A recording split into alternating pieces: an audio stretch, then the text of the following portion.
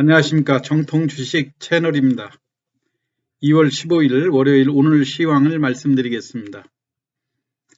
긴 설날 연휴를 동안 해외 시장이 비교적 평온하게 보냈죠. 그 영향인지 오늘 우리 주식 시장 아주 강한 흐름을 보여줬습니다. 코스피가 46포인트 정도 상승해서 3147을 기록했고요. 특히 오늘 눈에 띄는 것은 기존에 그 외국인이 계속해서 매도에 가담을 했었는데요. 지난 연휴 전에 7,500억을 순매수로 전환한 데 이어서 오늘도 마찬가지로 외국인이 7,300억에 거래소에서 7,300억의 순매수를 보여주었고요. 기관은 4,100억 매도, 개인이 3,500억의 매도를 보였거든요. 이것에 따라서 그동안 개인들이 무리하게 너무 매수로 일관하는 것 아니냐, 개인들 혼자 힘으로 이 장을 끌고 가기가 버겁다, 그런 말씀을 드렸었는데, 다시 그동안 매도로 일관하던 외국인이 다시 순매수로 전환하고, 또 개인들은 다시 또 고점에 매도를 하면서 에너지를 비축하는 이 시장의 매수 주체가 수시로 잘 그 손바뀜이 이루어지면서 장을 탄탄하게 끌고 가는 그런 모습들을 보여주었죠. 여하튼 오늘 전체적으로 지수도 강하게 상승을 했고요. 또 무엇보다도 그동안 매도로 일관하던 외국인들 순매수를 보여서 오늘 우리 시황에서 제가 어제 1, 4분기의 후반전과 같은 오늘 월요일 주식시장이었는데요. 산뜻하게 상승으로 출발을 해서 향후 기대감이 아주 긍정적이라는 그런 기대감을 갖게 한 하루였다고 평가할 수 있을 것 같습니다. 오늘 외국인들이 주로 많이 매수했던 종목들을 한번 살펴보게 되면요. 주로 삼성전자라든가 하이닉스, 또 SK이노베이션과 LG화학의 오랜 동안 그 손해배상 문제를 놓고 그 기술 유출에 대한 그 장기적인 그 소송전이 일단 LG화학의 승수로 기울였고요. 향후 이노베이션이 10년간 그 수출을 하지 못하는, 미국에서 판매가 불어되는 그런 상황이긴 했는데, 여하튼 일부 자동차주들의 그 유예 기간이라든가 또는 심지어는 그 포드라든가 그 폭스바겐 이런 곳에서 대통령의 거부권 행사까지 또 기대를 하는 그런 상황이어서 오늘 SK 관련주들이 전반적으로 약하기는 했지만 어느 정도 위기의 그 순간은 좀 잘 넘기는 것이 아닌가 하는 그런 기대감들을 갖게 했고요. 또 때맞춰 그 유가 상승이라는 그런 호재들을 만났기 때문에 S-오일이라든가 이런 그 에너지 관련주들이 강세로 전환한 것, 그런 차원에서 보면 SK이노베이션도 조정 시에 오늘 외국인의 매수가 많이 일어났다고 하는 점은 상당히 긍정적인 신호로 받아들여지고요. 이거로 인해서 그 2차전지 배터리 그 관련주 중에서 LG화학과 삼성 SDI, 특히 삼성 SDI의 상승이 상당히 눈에 띄었죠. 그 다음에 네이버와 카카오 같은 언택 관련주로도 외국인의 매수세들이 많이 쏠렸다고 하는 점.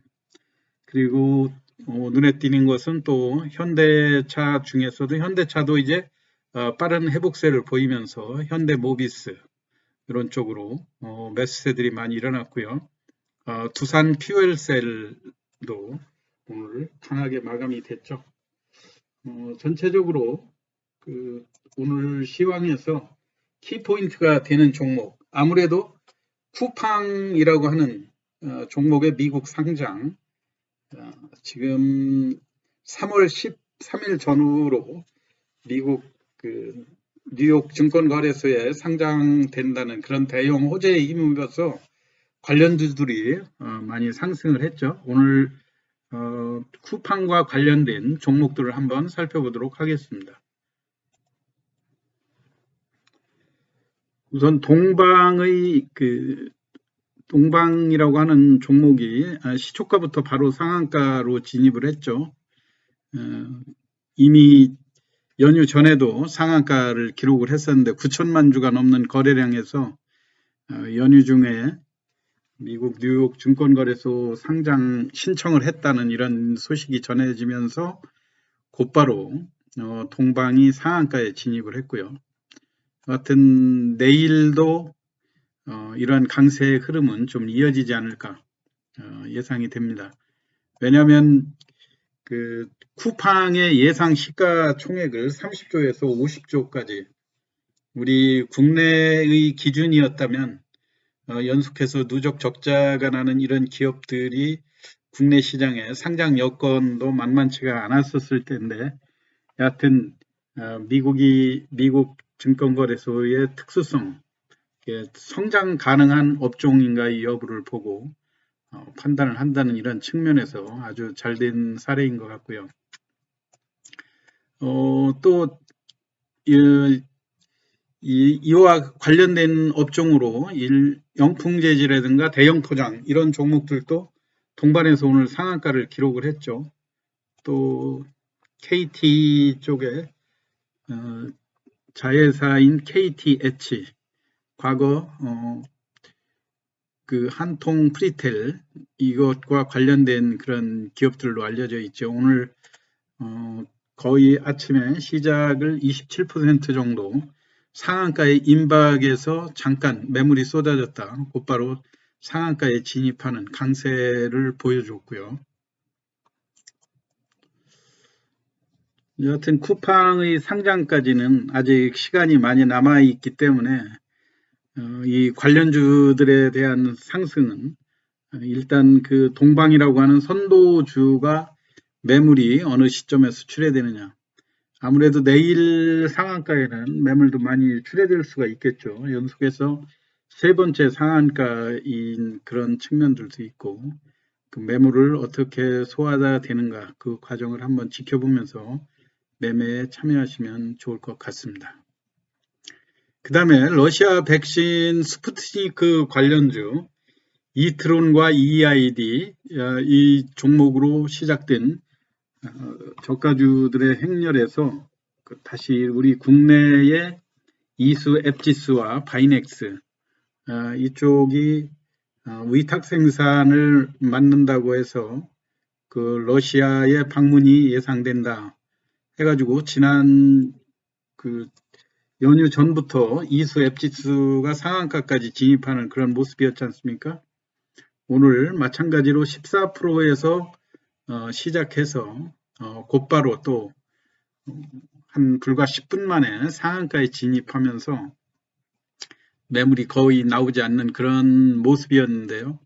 아무래도 이수 앱지수 같은 경우는 바이넥스와 비해서 바이넥스가 이미 36,000원대 고가에 대한 부담이 따른다면 이수 앱지수 같은 경우는 설령 상한가가 두 번 연속 이루어졌다고 해도 아직도 14,000원대에 있기 때문에 상대적으로 가격 부담이 덜한 이수 앱지수 쪽으로 많이 매수세가 쏠렸던 그런 측면들이 있는 것 같고요. 오늘 기관과 외국인의 비중 한번 보도록 하겠습니다. 오늘 공격적으로 외국인이 약 73만 주 정도 이수앱 지수 쪽으로 매수를 가담을 했고요.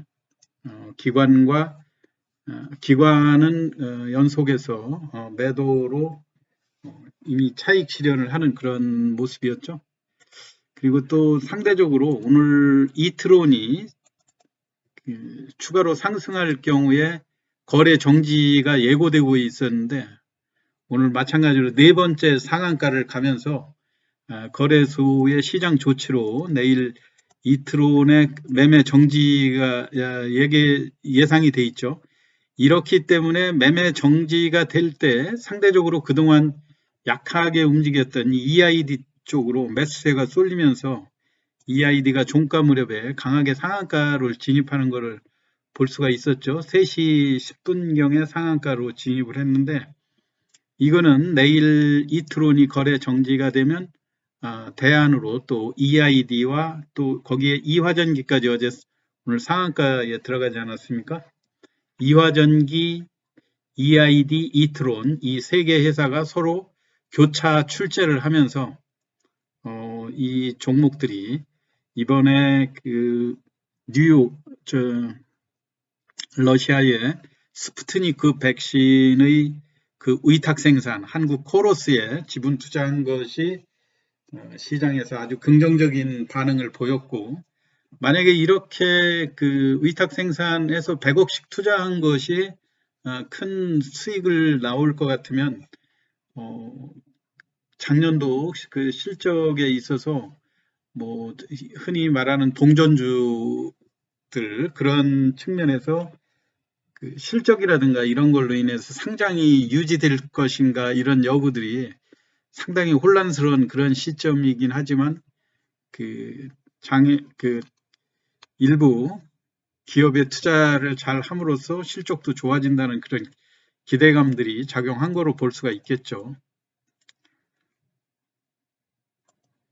뭐 연휴 중에 여러 가지 재료들이 또 많이 있었는데요. 비트코인 관련주도 5천만 원 정도, 비트코인이 다시 또 5천만 원 이상에서 거래되고, 테슬라가 그 1조 7천억을 투자했다는 그런 영향들 때문에 과거 개인 간의 투기적인 거래에서 상당히 그 긍정적인 시세 흐름으로 전개된다는 그 기대감 때문에 오늘 마찬가지로 강한 흐름이었죠.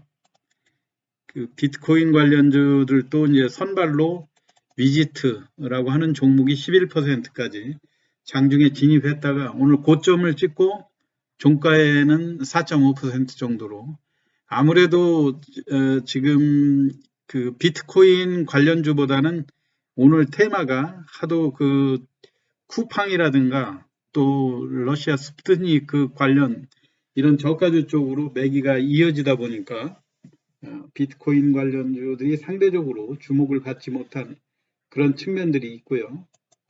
또 항상 시세 흐름이 고점에서 5% 이상 상승하면 종가는 밀리고 하는 그런 분위기 때문에 일단 고점 매도에 치중하는 그런 모습들을 볼 수가 있었죠. 비덴트 역시 2월 달에 빗썸의 지분 매각 그 기대감도 같이 작용을 하고 있는 비덴트의 주가도 5%에서 약 1% 상승으로 마감이 됐고요.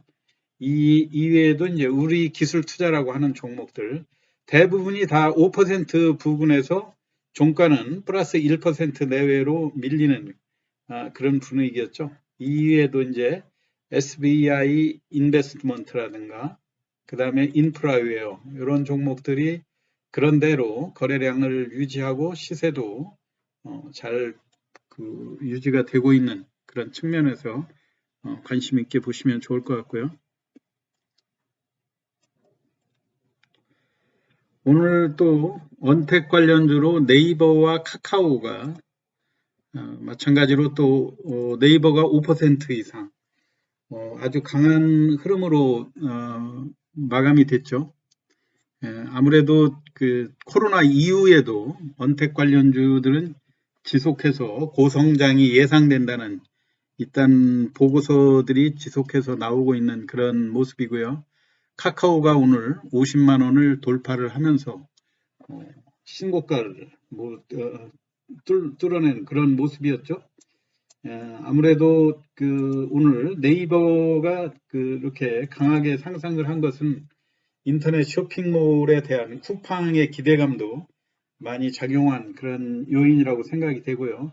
아무래도 이제 신고가에 돌아선 이런 종목들이 고점에서 한 번씩 조정을 하고 재상승에 가담을 했다는 이런 차트들의 분위기를 볼 때 추가 상승 부분에서의 매물 부담도 많을 수 있다고 하는 측면들. 그래서 장중 고점 추격 매수보다는 조정 시에 그 매수 관점으로 쓰고 또 급등했을 때 보유한 종목들은 고점 매도를 치중하는 그런 전략들이 당분간은 유효할 것으로 생각이 됩니다.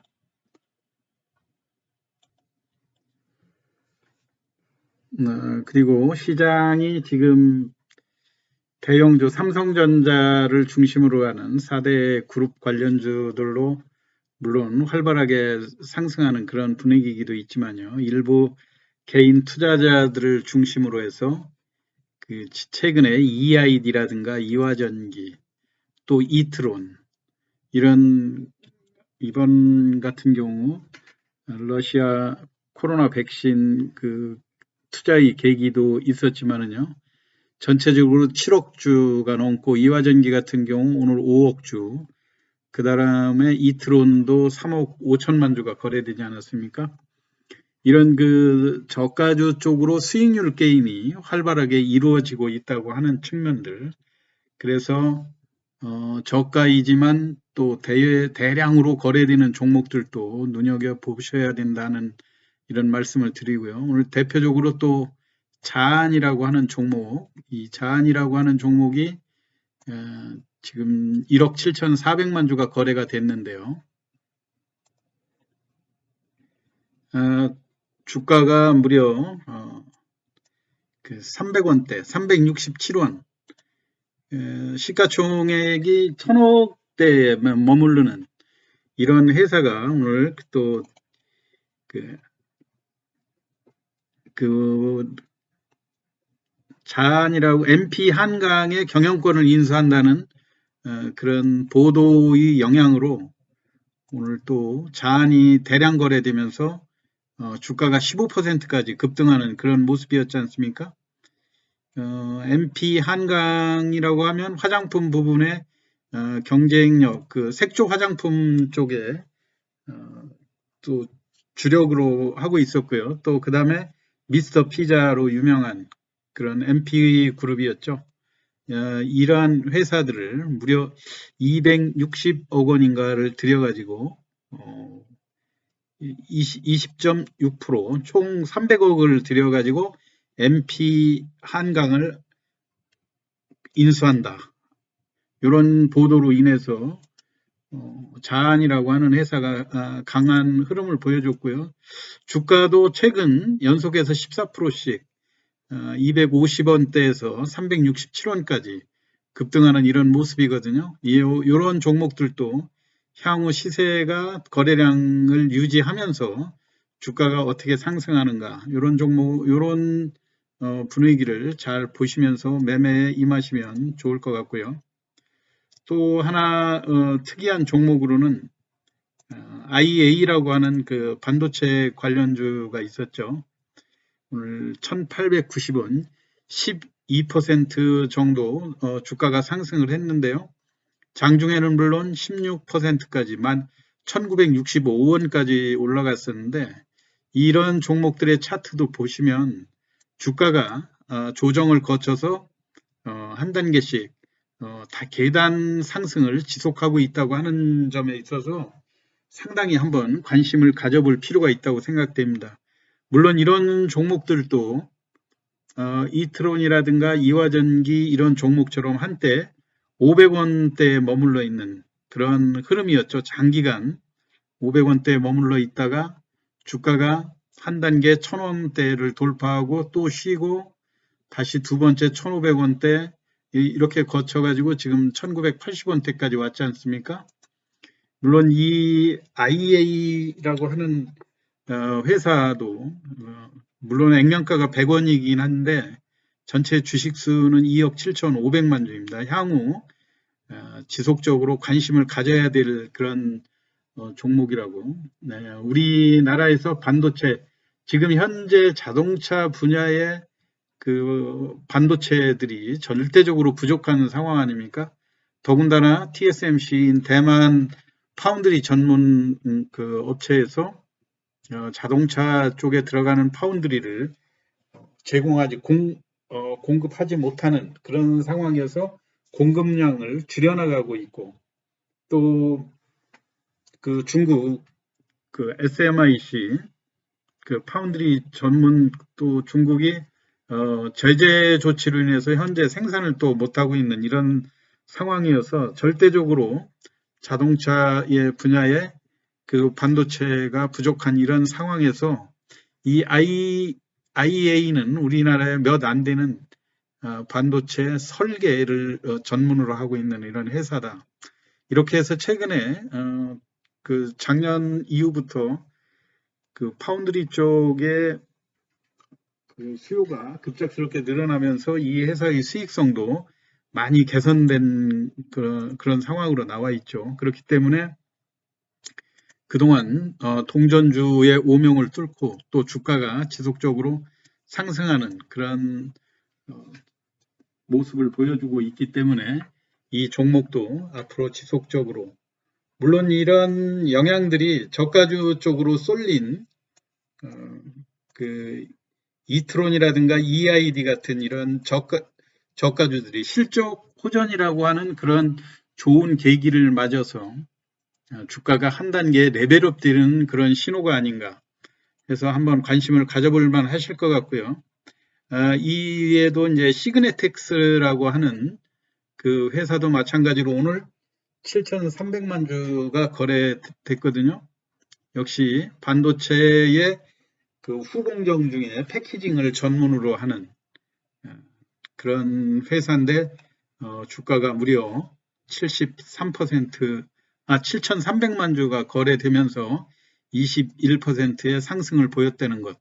그러니까 지금 현재 기관이라든가 외국인들이 대형주에 이렇게 몰두를 하고 있다고 그런다면 개인 투자자들의 일부는 이런 실적이 호전되는 중저가 쪽으로 대량 거래를 수반하면서 수익률 게임에 나서고 있다고 하는 것을 여실히 볼 수가 있겠죠. 이런 종목들도 주로 그 매매 패턴을 보면 간간히 주가가 많이 올라갔을 때는 외국인들이나 기관들도 매수에 동참을 했다가 이걸 길게 보유하지 않고 짧게 또 이튿날 매도를 하면서 단기 매매에 꼭 그 개인들만 참여하는 것이 아니라 외국인과 기관도 이런 일부 재료가 뒷받침이 되는 대량 거래가 수반되는 종목들로 그 외국인과 기관도 수익률 게임에 나서고 있다고 하는 것을 여실히 보여주는 그런 대목이고요. 그 다음에 최근에 이제 반도체 품귀 현상이 벌어지다 보니까 중고 반도체에 대한 그 기사도 오늘 많이 나왔어요. 그 기사 내용을 한번 소개를 시켜드리고 오늘 시황 마무리하도록 하겠습니다. 최근에 반도체 공급 부족 현상이 나타나면서 신규 장비뿐만 아니라 중고 장비에 대한 관심도 높아지고 있다. 그래서 중고 장비의 그 반도체를 매입을 해가지고 이거를 다시 또 업그레이드하고 수리를 거쳐가지고 다시 또 재판매하는 그런 회사들이 인기를 누리고 있죠. 대표적으로 그 시장에 상장된 서플러스 글로벌이라고 하는 회사와 러셀이라고 하는 회사가 다 관심이 많이 있는 회사죠. 러셀도 최근에 거래량이 540만 주 정도 거래가 됐는데요. 주가의 흐름도 바닥권에서 강력하게 그 1단계 상승을 거쳐서 완만한 조정을 거치면서 다시 또 상승을 모색하는 그런 모습이죠. 그 다음에 서플러스 글로벌이라고 하는 종목도 마찬가지로 러셀과 비슷한 흐름입니다. 673만 주가 거래가 됐는데요.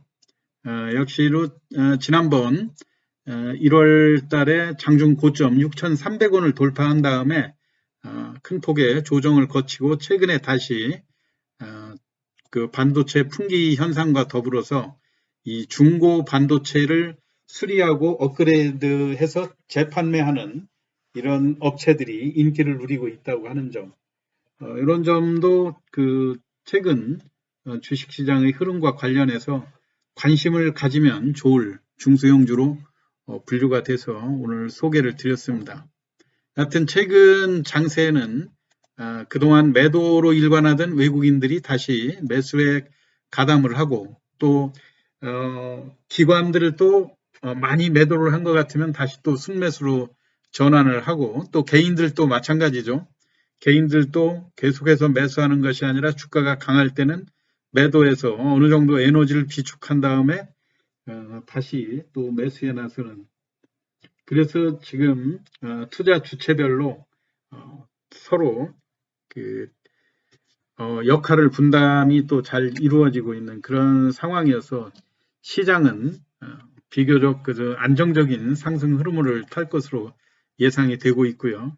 여러분들도 고가주를 매매할 것인가 아니면 재료가 있는 중소형주를 매매할 것인가 각자 취향에 따라서 종목을 취사 선택해서 대응하시면 일단 그 상반기 내에 주식시장 흐름은 견조하고 아주 양호한 흐름으로 전개되고 있다고 하는 점을 참고하셔서 매매에 임하시면 좋을 것 같습니다. 오늘 시황 끝까지 경청해 주셔서 감사합니다. 오늘 시황 마치겠습니다. 감사합니다.